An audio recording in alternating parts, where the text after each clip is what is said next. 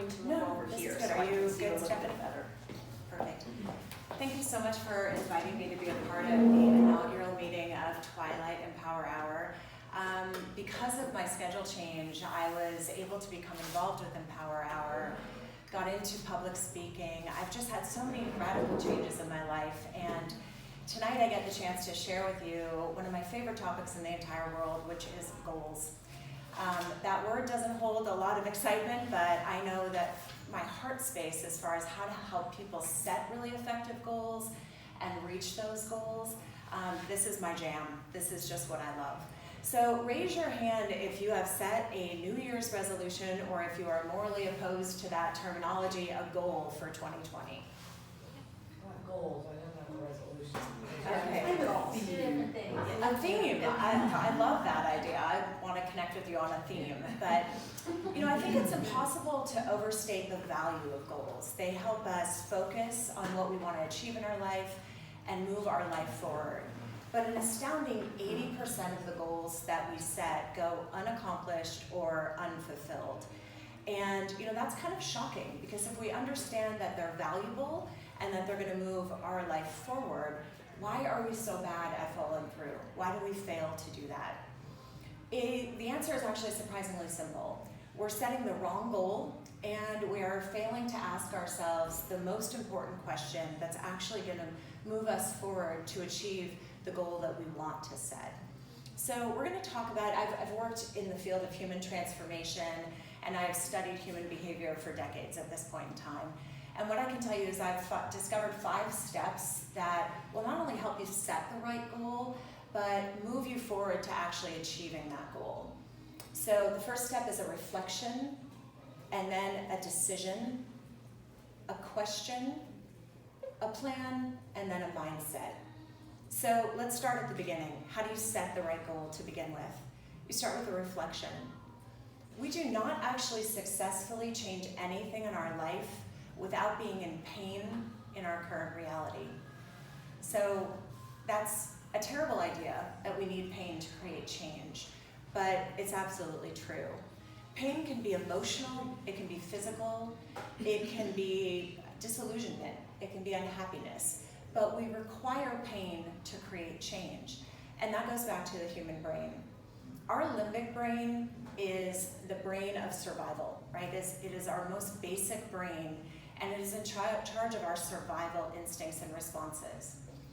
What I love about the limbic brain is it wants safety, it wants security, it wants stability, because when we think back to how we used to live, we are sources of energy, are we not?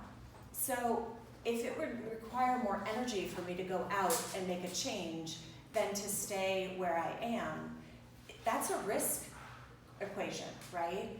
Is it worth it for me to change? Is that going to cost me something? It's a cost-benefit ratio, right, that's going on. So when we think about change, it has to be the scale of change outweighing the scale of staying the same. I think one of the most beautiful representations of this is the idea of structural tension. So I'm going to take this rubber band. This is structural tension. So if you are here and your goal is here, the stretch on that band, the tension on that band is the pain in your life. So the further that band pulls, the more it wants to release that pressure. If I set a goal that's just here, how badly do I really want to move toward that goal? This band is loose. There's no tension. There's no pain. There's no real impetus to change. And our brain needs that impetus to actually get us into motion. When our goal is out here, this band is stretched tight. It desires to be moved back. Your goal is not moving. You are moving towards your goal. This is a representation of pull motivation versus push motivation, which we're going to talk about in a bit. Your goal is pulling you toward it so that that tension on the band releases, so that the pain diminishes.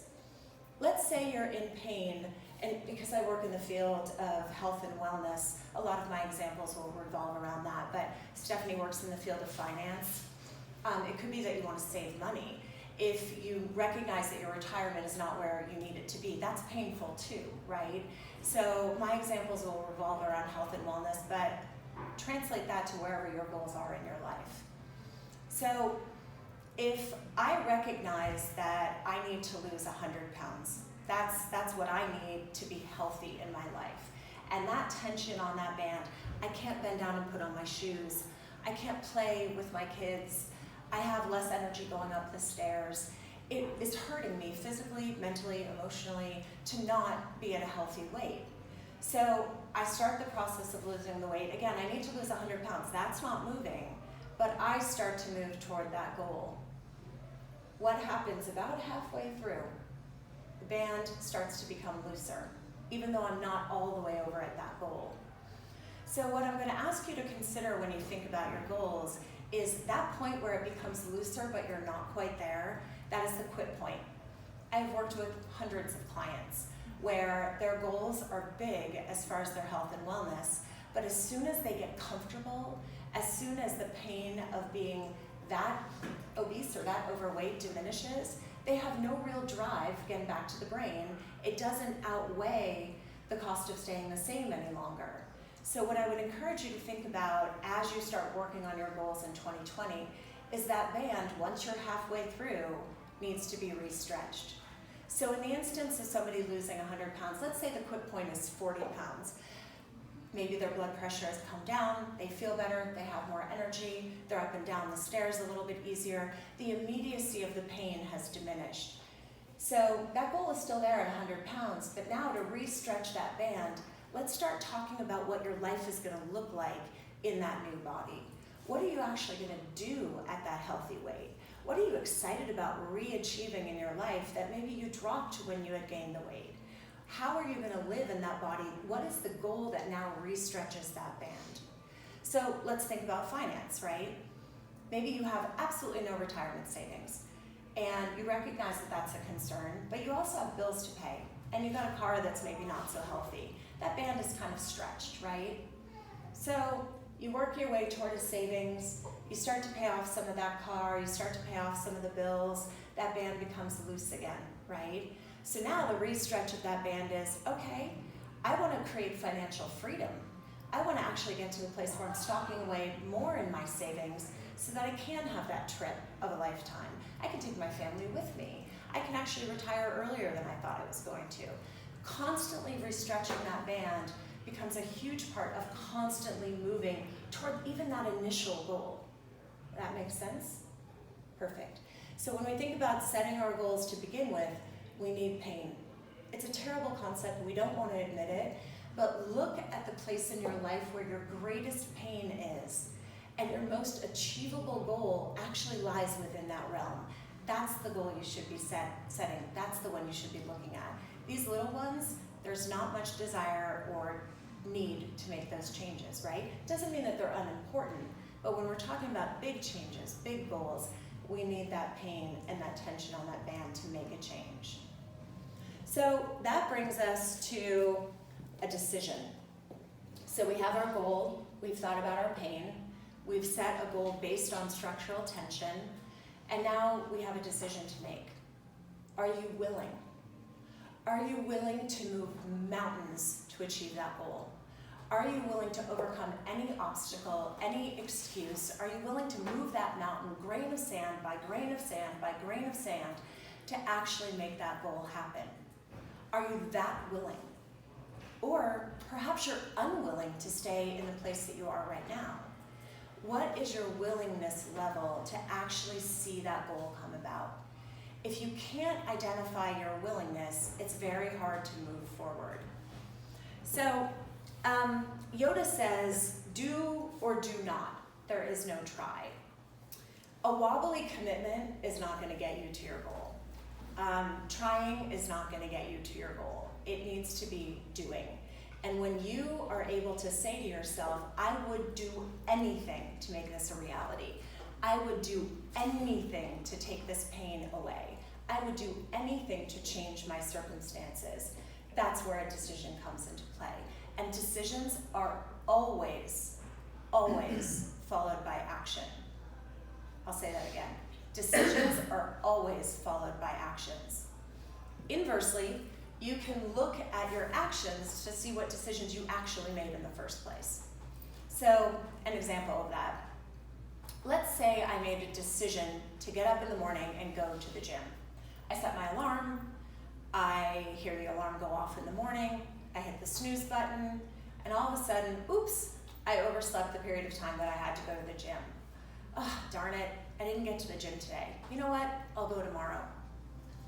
I would argue that you actually never made a decision to go to the gym. You made a decision to think about going to the gym, but you didn't actually make a decision to go. Decisions are always followed by actions. So you can actually look to your actions, again, to see what decisions you've made. So if your actions are not in line with moving you forward toward your goal, then it's time to revisit that decision. And it's time to say to yourself, did I actually decide to do? Am I willing to do anything? Or did I decide to think about doing? Those are really key differentiators when it comes to reaching a goal. So go back to the decision-making process and ask yourself the question if you're willing. Because sometimes, as we're going to talk about in a minute, we're actually not. And that's okay. Easily solved. Go back to step one and figure out what goal you are actually willing to move mountains to accomplish. Which brings us to a question. So we have our goal set off of pain. We've made a decision that we are willing to do anything, which brings us to a question. Most people don't ask this question. This is not something that I hear other speakers talk about when it comes to goal setting, but I have found this question to be the most crucial, most fundamental, and most pivotal to actually determining whether that goal is going to be amongst the 80% that is not reached or the 20% that is accomplished. And that question is, are you lying? Are you lying to yourself? Is it possible that you are lying to yourself about how important that goal is, about how much pain you actually feel around that change that you're trying to make? Are you lying to yourself about your willingness? That question is revealing because it is easy and entirely possible to reflect on needing a change, to decide that you want to make the change, to be assessing your willingness and readiness to make that change, but actually not make any changes. You can simultaneously set a goal and have zero intention of following through on it. Here's how that looks. So let's say I go to the doctor and my doctor tells me that if I don't get my health in line, I'm at risk of prediabetes. And I hear that, I internalize that. That's not something I want. I don't want to be pre-diabetic or diabetic. I want to be healthy. So I internalize that information. I say, you know what? I don't want that, so, okay, the doctor said I need to make a change, I'm going to make a change. With the best of intentions, we set out to change our eating patterns. We cut out some alcohol.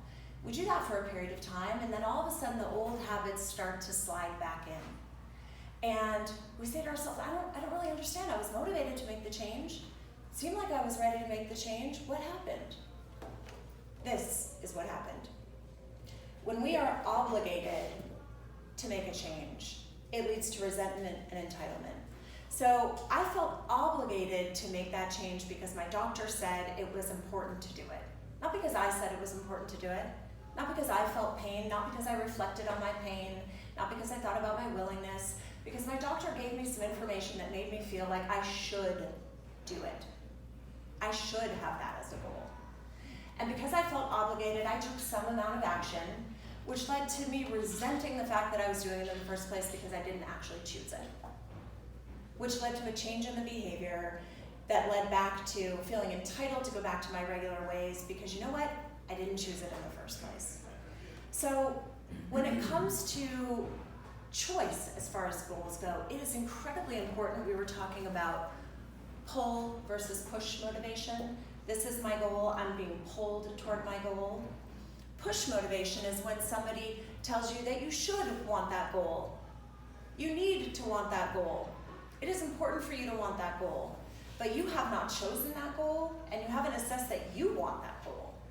Our should goals, our need to goals need to be I want to and I choose to goals, which is pull motivation. Here's how pull motivation looks. Free will, leads to appreciation, which leads to gratitude. When I have, of free will, decided that I am in pain in this area, I don't like this anymore, I don't want this, I want a bigger, brighter, bolder, more courageous life, I want it to be more in line with how I see myself, not with how somebody is telling me I should see myself, then all of a sudden I appreciate the journey. I appreciate the obstacles, I appreciate the challenges, I appreciate that it's not going to be easy. I appreciate the small steps of the change versus the grandiose vision of the goal. And that leads to gratitude for every little thing that happens along the way, which leads to me being willing to stick it out for longer, which leads to me actually getting there. So when you think about your goals, think about, again, your need to, shoulds. I hear people say all the time, I should change that. Until you want to, choose to, decide to, it's not a goal that you're going to be successful at. Until you can reframe that story in your head into a want to, choose to, I have to do this for me, that is going to be amongst the 80% that are not successful. So that reframing goes back to the reflection, goes back to the decision. That's why these steps work in order. This question is important. It's so important we have to pause before we do anything else and figure out, am I lying to myself about who's telling me this is important? Am I telling me that this is an important goal? Or is somebody else's voice loaded in my head telling me that I should want this goal? Start there when you think about the question, which leads to a plan. So we have our goal based on structural tension and pain. We have our decision that we are willing. We have decided we are not a liar, and we can move on to a plan. So plans are important, but often when we get to the place of realizing we're not a liar, we get excited, right? We're excited and motivated. Yes, I can move forward with this one.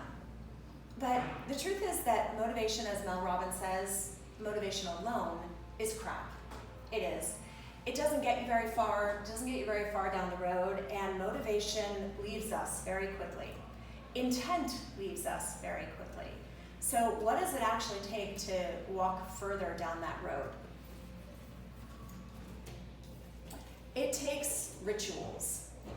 A plan is based on rituals. It is small actions repeated consistently day after day. We talk about a daily commitment to consistency. Rituals are small behaviors, new patterns of behaviors that are going to lead with enough time, with enough consistency to habits. The old theory on habits was it was 21 days to create a habit. Well, that has been debunked. It's really 66 days to create a habit. So we need enough time under our belt doing new rituals, new behaviors, new patterns of action for those to become sticky in our lives, for us to start to see the results paying off, and for us to want to continue to do these things. We do not change overnight. I cannot tell you the number of, I actually was teaching a class, just to deviate for a second here. I teach a half an hour of ab only in the gym. It's a core central focus for a half an hour. And there's a woman that is in the back of my class, and I did a specific class that was targeting just the obliques, the side of your stomach. And about 20 minutes into the class, she screams out, "I better be able to see my abs tomorrow." Okay, results not typical, right? We don't change overnight. We change over time. And so I said to her, keep coming back like for the next 2 years, and you will see the results that you're looking for. With a half an hour once a week, it's going to take a while, right? So, but we have this expectation in this society, this kind of fast food belief that if I said about it and I'm excited about it, if I'm intentional in my behavior, I should see the results. But the truth is it takes time. So what I want to share with you is a graph that quite honestly for me on almost all my goal setting changed my life. It really did. It's changed the lives of my clients as well. And I think the appreciation of this graph appreciating it is important because there's this place where we all get that quit point on the structural tension where we all get a little bit discouraged. So how do you push through? Just wanting to, just being motivated to, that's not gonna last. My gosh, I work out all the time. And yesterday I woke up and I had zero motivation. But because it's part of my ritual and part of what I do, I got up and I did it. And I felt great afterwards, right? But this middle part of the graph is what my client calls the pit of despair. So what I love about this graph and what it illuminates for me is I think of this graph as the grit graph, right? How do you stick with something for long enough to actually see the results? So on the left side here of the graph is the memory, the bottom is time, and the right side of the graph is results. When we start a behavior or an action or something new, we have a high memory of it because it's very different, right? It's something new and different, it's a different pattern. And the more we do that, we have less memory of when we started doing it. But we haven't seen the payoff yet. We haven't seen the results. We've tried and tried. The woman in my app class, she's coming back and coming back and coming back and coming back and coming back. And she's at this point where, gosh darn it, this isn't working. I'm not seeing any change. You haven't actually stayed for long enough to see the payoff from these changes over here, payoff over here. We quit here because this is the place that we forget the start point. We're in the middle just doing it, feeling like, when is it ever gonna happen? And then eventually over here, it pays off big time because it's exponential payoff, right? Back to the example of financial savings. This is a really good example for that, right? You start, you keep doing it, maybe it's $10 in your saving, $2 in your savings every day. It kind of feels like, oh, it's just sitting there, not much is doing with it. And then all of a sudden, it starts to gain interest, and it starts to explode, and you start to see that interest compound. But that is not overnight, that is over time. So when we think about new behaviors, we need to, A, remember that it's gonna take time. And then we have a saying, anything new needs a cue. So the point of the anything new needs a cue is we don't just remember to do it. Think of the woman who set the alarm to get up and go to the gym. She didn't have the assistance of a cue to remind her of what her intended goal was. So let's go back to that example. Had she gone about it like this, she would have been much more successful. Sets the alarm, decides, has the goal, decides, sets the alarm and says, I'm gonna get up tomorrow and go to the gym. She puts out her workout gear, literally where she can tumble over it as she climbs out of bed. She sticks a sticky note up on the mirror that says, work out. She tells her husband and her friend down the street, you know what, husband, please kick me out of bed if I'm not getting out. If I snooze that alarm, kick me out of bed. And she tells her friend, text me when you get up and make sure I went to the gym. For us to be successful, we do need motivation. We need to be motivated, but it's not reliable. It's not dependable. You will be driving your car down the road and your motivation is flying off into the hills. How are you going to keep going? Your intention is important. That gets the car going as well. You need commitment to consistency, even on the days that you don't see it, even on the days that you don't feel like doing it. You need accountability, and you need consistency. So not just commitment, but commitment to the consistency. Small goals that even on your worst days you will do are the best types of small behavior changes. Not, I'm gonna go run 10 miles, because what do? The first day you run 10 miles, you're miserably sore, you're not getting out of bed tomorrow, you can barely walk for a week, and you're not gonna run 10 miles again, right? You know what, I'm gonna walk around the block. Pretty doable for most fitness levels. I'm gonna start with walking around the block. I'm gonna walk around the block every day until I can walk around the block twice. And then I'm gonna start adding up to that, adding up to maybe jogging around the block. On our worst days, we can walk around the block. On our best days, we might do more. Your goal might be to do 10 push-ups eventually. You start with 1, great. On your best days, you might do 2. On your worst days, you still do 1. A commitment to the consistent small action adds up over time. But if you don't feel like it and you don't do it, you're kind of starting back at 0 again.